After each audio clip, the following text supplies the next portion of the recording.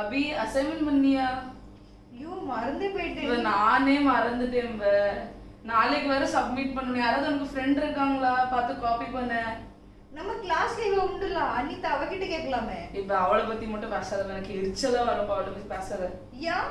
இப்ப அவளை பார்த்தாலே எனக்கு பிடிக்காது. அவ ஒரு டீச்சர் இன்சைட் போனாங்கன்னா அவன் பின்னாடி போயிடுவா. லீடர் போனாங்கன்னா அவன் பின்னாடி போயிடுவா. அம்மா அவ இருக்காளே, சரியா இருக்கு எனக்கு அவளை பத்தி. என்ன வினோலே, நீ இப்ப இப்படி பிடிக்காது அப்படிலாம் சொல்லலாமா? நம்ம யாரு? ஏசப்பா பிள்ளைகளு. இப்படி நீ பிடிக்கலன்னு சொல்லலாமா? நீ ஏசப்பா பிள்ளைகள் தானே, நம்ம தான் ஏசப்பா பிள்ளை. மற்றவங்க கிட்ட அன்பு காமிக்க தான் நம்ம ஏசப்பா சொல்லி கொடுத்துருக்காங்க. இப்படி பிடிக்கல அப்படிலாம் சொல்ற என்ன பிள்ளைகளா? நீங்களும் இப்படிதான், எனக்கு அவங்க பிடிக்காது, அது பிடிக்காது, வெறுப்பு அப்படிலாம் இருக்கீங்களா? அப்ப இந்த சண்டே கிளாஸ் உங்களுக்காக தான். Welcome to RPTM Sunday class. என்னைக்கோட டாபிக் அன்பு. பிள்ளைங்களை எல்லாம் ப்ரே பண்ணுவாங்க. எல்லாரும் கண்ணை மூடுங்க, எல்லாம் கை கூப்புங்க. ஏசப்பா சோத்திரம், ஆண்டவரே சோத்திரம். அப்பா எப்பவும் சமூகத்தில் நிற்க எங்களுக்கு எத்தனைங்கப்பா நன்றி ஆண்டவரே சோத்திரம். அப்பா இன்னைக்கு ஒரு டாபிக் அப்பா அன்பு ஆண்டவரே எங்களுக்கு கற்றுக் கொடுப்பீராப்பா. அப்பா உங்களுக்குள்ள அன்பாக இருக்க எங்களுக்கு கற்றுக் கொடுப்பீராப்பா ஆண்டவரே சோத்திரம். ஒவ்வொரு செக்ஷனை நீங்கள் பிளஸ் பண்ணி தாங்க ஆண்டவரே சோத்திரம். ஜெபத்துக்கு எடுத்து நல்ல பிறகு.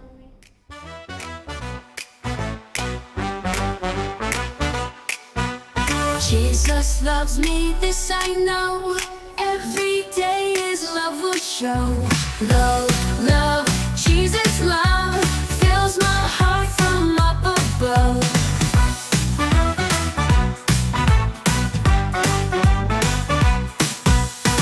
I will love both big and small, just like Jesus loves us all. Love, Jesus' love fills my heart from up above.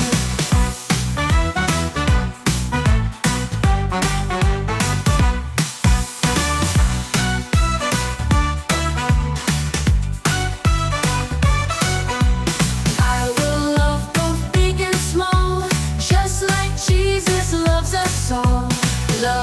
Love, Jesus' love fills my heart from up above. Hello பிள்ளைகளா, எல்லாரும் எப்படி இருக்கீங்க? நல்லா இருக்கீங்களா? Welcome to RPTM Sunday class. உங்க எல்லாரையும் இந்த Sunday கிளாஸ்ல அன்போடு வரவேற்கிறேன். இன்னைக்கு உங்களுக்கு ரொம்ப அழகான ஒரு ஸ்டோரி சொல்ல போறேன். சரியா? இன்னைக்கு இந்த ஸ்டோரியோட தலைப்பு என்ன அப்படின்னா அன்பு. இந்த டாபிக் என்னது? அன்பு. ஏசப்பா நிறைய இடத்துல அன்பை குறிச்சு எழுதியிருக்காங்க, அப்படித்தானே? புதிய ஏற்பாடு காலத்துல எவ்வளவு அன்பை பத்தி எழுதியிருக்காங்க தெரியுமா? அன்பு சகலத்தையும் தாங்கும், சகல பாவங்களையும் மூடும் அப்படின்ட்டு நிறைய வசனங்கள் இருக்கு. யாரும் கோபப்படக்கூடாது, தன்னை நேசிப்பது போல பிறனையும் நேசிக்கணும் அப்படின்னு சொல்லிட்டு ஏசப்பா நிறைய இடத்துல எழுதி வச்சிருக்காங்க. ஆனா பழைய ஏற்பாடு காலத்துல யாரு அன்பா இருந்தா யாரு அன்பா இல்லை அப்படின்னு சொல்லி நம்ம பார்ப்போமா?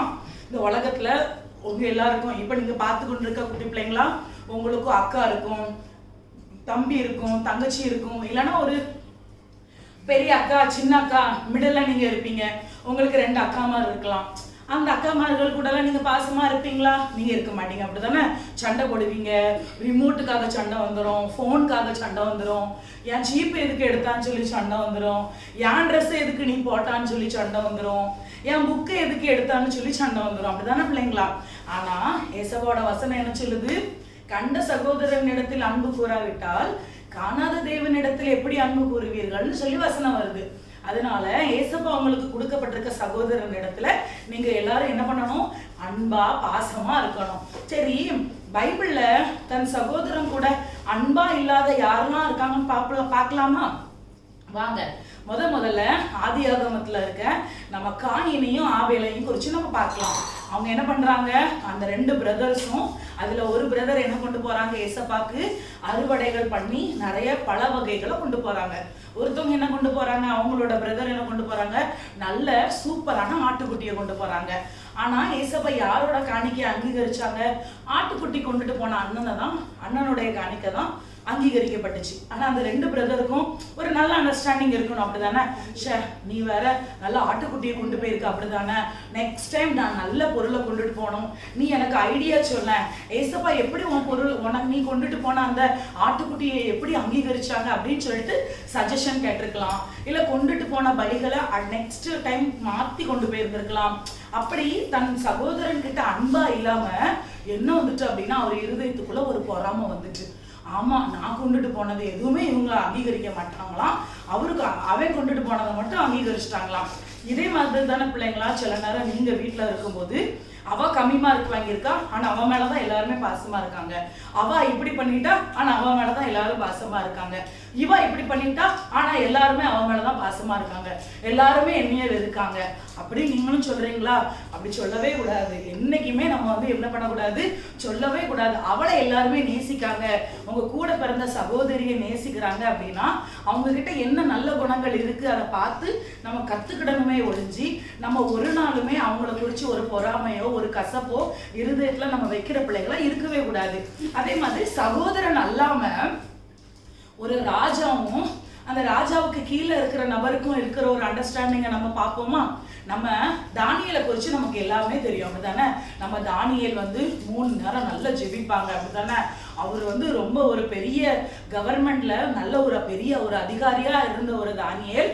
அவர் என்ன பண்ணுறாரு, காலையில மத்தியானம் நைட்டு 3 நேரமும் எப்படி நல்லா ஜெபம் பண்ணுவாங்களாம். ஆனா இவர் ஜெபம் பண்றதுதான் 3 நேரம் ஜெபம் பண்ணுவாங்க. உலகத்துல இருக்க எல்லா காரியத்தையும் நேர்த்தியா நிவர்த்தியா செய்வாங்க. ஆனா கூட இருந்த ஆட்கள் அவங்க எப்படி குற்றம் கண்டுபிடிக்கலாம்னு சொல்லிட்டு ஒரு சில கும்பல்கள் அலைஞ்சுக்கிட்டே இருந்தாங்க. ஆனா அந்த ராஜா தரியு ராஜாவுக்கு தெரியுமா? தெரியாது. ஆனா இவங்க என்ன பண்றாங்க, இவன் 3 நேரம் வந்து ஜெபிக்கான் அப்படின்னு சொல்லி தெரிஞ்ச உடனே இவங்க எல்லாரும் ஒரு பிளான் பண்ணி என்ன பண்ணிடுறாங்க, தானியலை தூக்கி சிங்க கவியில போடணும்னு சொல்லி ஒரு மாஸ்டர் பிளான் போட்டு என்ன பண்ணிருந்தாங்க, தானியலை கொண்டு போய் சிங்க கவியில போட்டிருந்தாங்க. ஆனா தானியலுக்கும் அந்த தரியு ராஜாவுக்கு என்ன ரிலேஷன்? ஒரு ரிலேஷனுமே இல்லை. அவரு ராஜா, அந்த ராஜாவுக்கு கீழே இருக்கிறது தான் நம்ம தானியல். அவங்களுக்குள்ள என்ன பாண்டிங்? சகோதர பிரதருக்கு பாண்டிங்கா இல்ல, சிஸ்டர் பிரதருக்கு பாண்டிங்கா இல்ல. எப்படி அவங்க ஒரு ராஜா, இது வந்து ராஜாவோட ஒரு கீழே உள்ள ஒரு அதிகாரி தான் நம்ம தானியல். ஆனா அவருடைய நடத்தை அந்த தரியு ராஜாவுக்கு ரொம்ப பிடிக்கும், தானியல ராஜாவுக்கு ரொம்ப பிடிக்கும். அதனால ஐயோ நான் இப்படி போட்டுட்டோமேன்னு சொல்லி அவரு வந்து முழுதும் என்ன பண்றாரு, தூங்கவே இல்லை. அவனை தானியலை எப்படி வெளியே கொண்டு வரலாம் அப்படின்னு சொல்லி அவர் வகை தேடினார் அப்படின்னு சொல்லிட்டு பைபிள்ல வந்து வசனம் போட்டிருக்கு தெரியுமா பிள்ளைங்களா? அப்போ ஒரு கூட இருக்கிற ஒரு சகோதரனுக்கு ஒரு கூட நம்ம சகோதரனா நினைச்ச அந்த தரியு என்ன பண்றாரு, தானியலை தன் சகோதரனா நினைச்சு என்ன பண்றாரு, அவர் வந்து பரிதவிக்கிறாரு, எப்படியாவது அவரை காப்பாத்திரணும். எவ்வளவு ஒரு அன்பு பார்த்தீங்களா தானியல் மேல அந்த ராஜாவுக்கு. அந்த ராஜாவுக்கு 1000 வேலை இருந்திருக்கலாம். ஏன் சிங்கக்கவியில போட்டதுக்கு அப்புறம் அவன் 3 வேலை ஜெபிக்கான், நான் தான் அந்த ராஜா ஸ்தானத்துல இருக்கேன், அந்த இருக்கிற சுத்தி இருக்கிற எல்லா ஜனங்களும் என்னையே தான் வணங்கணும், அவன் எதுக்கு அவன் தேவனை வணங்குறான் அப்படின்னு அந்த ராஜா கூட நினைச்சிட்டு இருந்திருக்கலாம். அவருக்கு 1000 வேலை இருந்திருக்கலாம். ராம் முழுசும் தூங்காம காலையில எழுப்பி மித்த வேலையை பார்க்க முடியுமா? பார்க்க முடியாது. அவர் தன் வேலையை பார்த்துட்டு இருந்திருக்கலாம். ஆனா என்ன பண்றாங்க, தானியலுக்காக அவர் என்ன பண்றாரு, வகை தேடுறாரு, எப்படியாவது அவரை காப்பாத்தணும்னு. உடனே அதுதான் ஏசப்பா தான் சிங்கங்களின் வாயை கட்டி போட்டுட்டாரு. தானியல் அப்படி சூப்பரா வெளியே வந்தாரு சிங்கங்களின் குகையில இருந்து. உடனே தரியு ராஜா கேட்காரு, நீர் ஆராதிக்கிற தேவன் உன்னை தப்புவிக்க வல்லவரா இருந்தாரா அப்படின்னு கேட்ட உடனே ஆமா என்னை தப்புவிக்க வல்லவரா இருந்தாருன்னு சொல்லி தானியல் சொல்றாங்க. பாத்தீங்களா பிள்ளைங்களா? இதே புதிய ஏற்பாடுல மட்டும் அன்பை குறிச்சு இல்ல, பழைய ஏற்பாடு காலத்துலயும் நிறைய இடத்துல நம்ம அன்பை குறிச்சு நம்ம பார்க்கலாம். அதே மாதிரி நம்ம அந்த 12 பிரதர்ஸ் இருந்தாங்க நம்ம யோசேப்புக்கு. ஆனா யோசேப்பு கடைசி அந்த பஞ்ச காலத்துல அவங்க சகோதரர்கள் எல்லாருமே வரும்போது அன்பா அவங்களை என்ன பண்ணாங்க, ஏற்றுக்கொண்டுகிட்டாங்க. பழி வாங்கினாங்களா? பழி வாங்கவே இல்லை. அதே மாதிரிதான் பிள்ளைங்களா, ஏசப்பா அவங்களுக்கு சகோதரன் கொடுத்துருப்பாங்க, சகோதரி கொடுத்துருப்பாங்க, ஸ்கூல்ல ஃப்ரெண்ட்ஸ் கொடுத்துருப்பாங்க, அம்மா அப்பா கொடுத்துருக்காங்க. எத்தனையோ பேர் வந்து அன்புக்காக ஏங்குறாங்க தெரியுமா?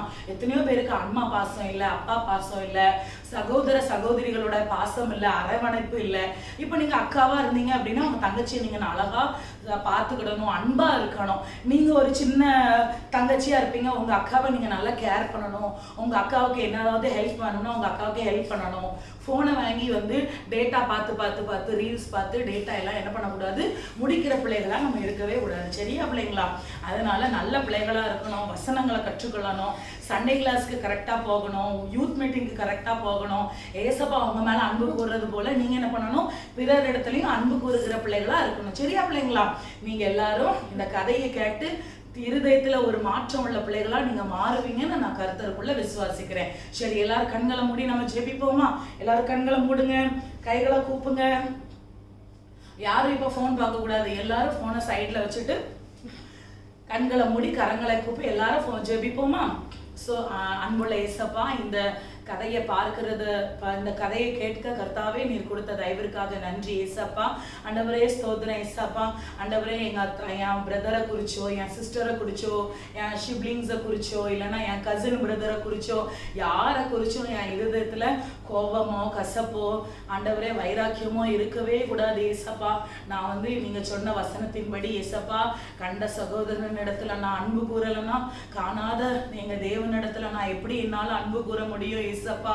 அதே போல நீர் எனக்கு தந்திருக்கிற இந்த அழகான அக்காவுக்காக நன்றி, அழகான தங்கச்சிக்காக நன்றி, அழகான தம்பிக்காக நன்றி ஏசப்பா, அழகான அக்காவுக்காக நன்றி ஏசப்பா. எங்க அக்கா மேல நான் அன்பா இருக்கணும், அன்பு கூறணும் ஏசப்பா. முழு இருதயத்தோடு அன்பு கூறுவாயாகன்னு சொன்னீங்களே ஏசப்பா. முழு இருதயத்தோடு எல்லார் மேலேயும் நான் அன்பு செலுத்த கர்த்தாவே எனக்கு ஆண்டவரே நீங்க கிருபை கொடுக்கும்படியாக செபிக்கிறோம். பெரிய காரியங்களை செய்யுங்க. துதி கன மகிமை எல்லாம் உமக்கே செலுத்துகிறோம். இயேசுவின் மூலம் செபிக்கிறோம் நல்ல பிதாவே, ஆமென். வசனம் படிக்குமா? நான் வசனத்தை சொல்லுறதுல நீங்க ரிப்பீட் பண்ணுங்க. அவர் முந்தி நம்மிடத்தில் அன்பு கூர்ந்தபடியால் நாமும் அவரிடத்தில் அன்பு கூறுகிறோம். 1 யோவான் 4:19. நான் இன்னொரு வாட்டி சொல்றேன். அவர் முந்தி நம்மிடத்தில் அன்பு கூர்ந்தபடியால் நாமும் அவரிடத்தில் அன்பு கூறுகிறோம். 1 யோவான் 4:19. ஹலோ பிள்ளைகளா, ஹலோ சிங்கி. ஹலோ. என்ன சிங்கி, நீங்க ரொம்ப எக்ஸைட்டடா ரொம்ப எனர்ஜியோட இருக்க போல. ஆமாக்கா, இன்னைக்கு நான் ரொம்ப ரொம்ப ரொம்ப ரொம்ப ரொம்ப ரொம்ப ரொம்ப சந்தோஷமா இருக்கேன். நீ ரொம்ப ரொம்ப ரொம்ப ரொம்ப ரொம்ப சந்தோஷமா இருக்கறனால உன்கிட்ட நிறைய நிறைய நிறைய அன்பு இருக்கும்னு நான் எதிர்பார்க்கிறேன். ஆமா ஆமா ஆமா ஆமாக்கா, எனக்குள்ள நிறைய நிறைய நிறைய நிறைய அன்பு அன்பு அன்பு அன்பு இருக்குக்கா. சரி சரி, நீ சொல்றனால நான் உன்னை நம்புறேன். அந்த நிறைய நிறைய நிறைய அன்பை நிறைய நிறைய பேருக்கு நீயும் கொடுக்கணும். அப்பதான் அந்த அன்பு இருந்து பிரயோஜனம். அக்கா, சும்மாவே எல்லாருக்கும் நான் நிறைய நிறைய நிறைய அன்பு காட்டுவேன்க்கா. என்னக்கா நீங்க வேற இன்னைக்கு நான் எதுக்கு தெரியுமாக்கா இவ்வளவு எக்ஸைட்டடா இருக்கேன்? ஏன்னா உங்களுக்கு ஒண்ணு தெரியுமா, பைபிள்ல இருக்கிற அந்த 9 ஆவியின் கனிகள்ல அன்பு முதலாவது ஆவியின் கனி அக்கா. ஆமா சிங்கி, அதனாலதான் நம்ம என்ன குணம் இருக்கோ அன்பு முக்கியமா இருக்கணும். ஆமாக்கா, இயேசுபா என்ன சொல்லிருக்காங்க, லவ் யுவர் எனிமீஸ் அப்படின்னு சொல்லிருக்காங்க அக்கா.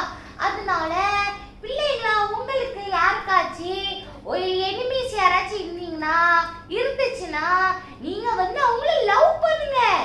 லவ் பண்ணுங்கன்னு உடனே நீங்க எதுவுமே தப்பா எடுத்துக்கணும் கூடாது. நீங்க அவங்களே நேசிக்கணும். என்ன சொல்றேன் பிள்ளைங்களா, யாராச்சும் உங்ககிட்ட வம்பு தும்பு இழுத்தாங்கன்னா நீங்க சைலண்டா போயிருங்க. எத்தனை தடவை உங்ககிட்ட அந்த மாதிரி சண்டை போடுவாங்க? 1 தடவை, 2 தடவை, 3 தடவை, போய் 4 தடவை. அதுக்கப்புறம் உங்ககிட்ட சண்டை போட வருவாங்களா? நீங்க மறுபடியும் உங்ககிட்ட உங்களோட பாசத்தை நேசத்தை காமிச்சுனா அவங்களுக்கு உங்ககிட்ட சண்டை போட மனசு வருமா பிள்ளைங்களா? இதனாலதான் நான் எல்லாருக்கிட்டையுமே என்னதான் ஏசினாலும் என்னதான் உதைச்சாலும் என்னதான் சொன்னாலும் கண்டுக்கவே மாட்டேன். ஏன்னா உங்களுக்கு தெரியும், உங்களையும் என்னையும் படிச்ச இயேசுப்பா மேல இருந்து எல்லாத்தையுமே பார்த்துட்டு இருக்காங்க. அதனால நம்மளும் இப்ப கோவப்பட்டோம்னா அவங்களுக்கும் நம்மளுக்கும் என்ன வித்தியாசம் இருக்கும் பிள்ளைங்களா? ரைட்டு தானே அக்கா? கரெக்டா சொன்ன சிங்கி. ஆமா பிள்ளைகளா, நீங்க கோவம், எரிச்சல், வெறுப்பு, பிடிக்காது அப்படிலாம் சொல்றதுக்கு பதிலா நீங்க அந்த இடத்துல அன்பா இருந்தீங்கன்னா உங்களோட எனிமீஸ் கூட உங்களுக்கு ஃப்ரெண்ட்ஸ் ஆயிருவாங்க. சொல்ல போனா உங்களுக்கு எனிமீஸே இருக்க மாட்டாங்க. அப்போ நீங்க என்ன பண்ணணும், உங்களுக்கு சொல்லுவாங்க தெரியுமா, பைபிள்ல இருக்கு தெரியுமா, உன்னை நேசிப்பது போல பிறனையும் நேசிப்பாய். ஆமா பிள்ளைகளா, அப்ப நீங்க என்ன பண்ணணும், இனிமேல இருந்து எல்லா இடத்துலயும் அன்பை என்ன பண்ணணும், ஸ்ப்ரெட் பண்ணணும்.